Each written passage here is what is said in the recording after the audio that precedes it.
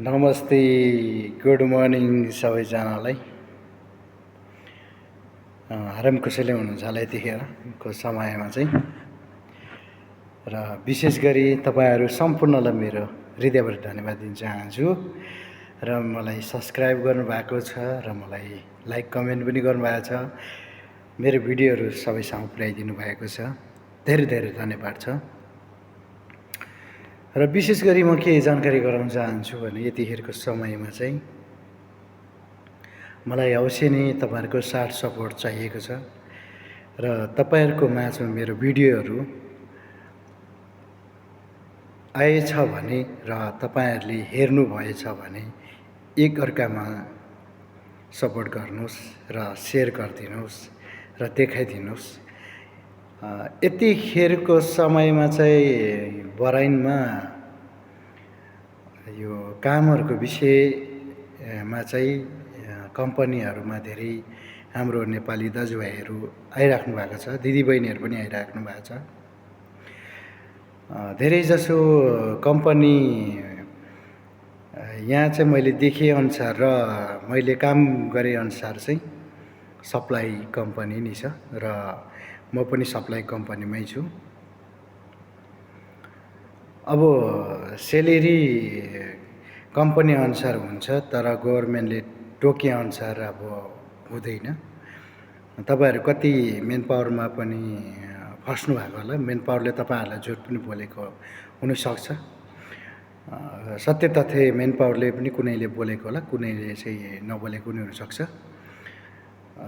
म पनि यहाँ आउँदाखेरि चाहिँ मलाई पनि झुटै बोलेको थियो।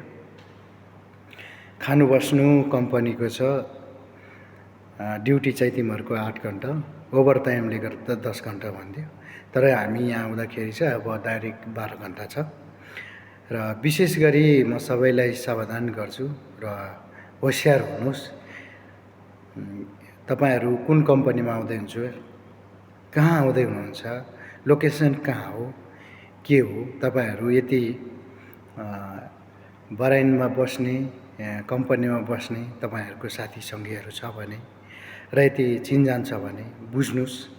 आएर पछि पैसा फसेपछि फर्केर जानु सकिँदैन र कम्पनीले भने जस्तो पैसा दिएन भने समस्या पनि हुन्छ।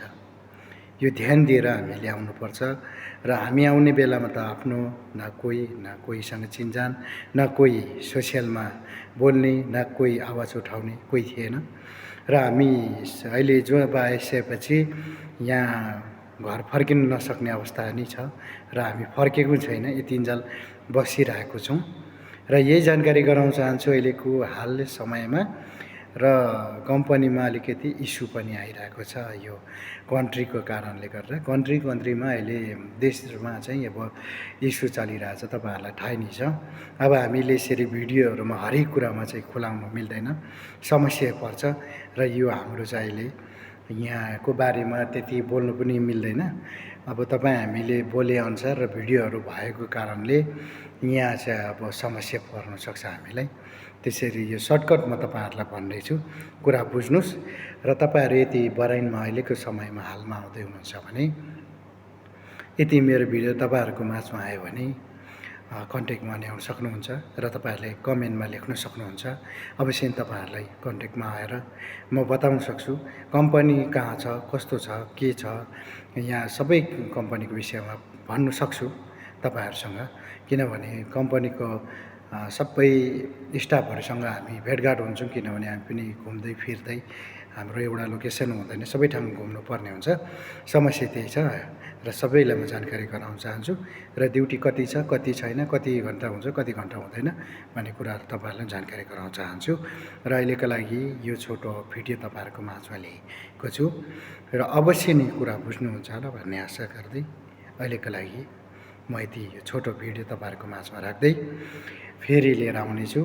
अवश्य नै साथ सपोर्ट गर्नुहोला र तपाईहरुले चाहिँ हामी एक अर्कामा अगाडि हाटोमालो गर्दै बढ्नुपर्छ। र तपाईहरुले गाली गलौज नगर्दिनुस्। र तपाईहरुलाई यही आग्रह गर्न चाहन्छु, नबुझेको कुराहरू तपाईहरुले मसँग सोध्नु बुझ्नु सक्नुहुन्छ र मैले जानेको र बुझेको अनुसार तपाईहरुलाई जानकारी गराउन चाहन्छु। हस्त, धन्यवाद।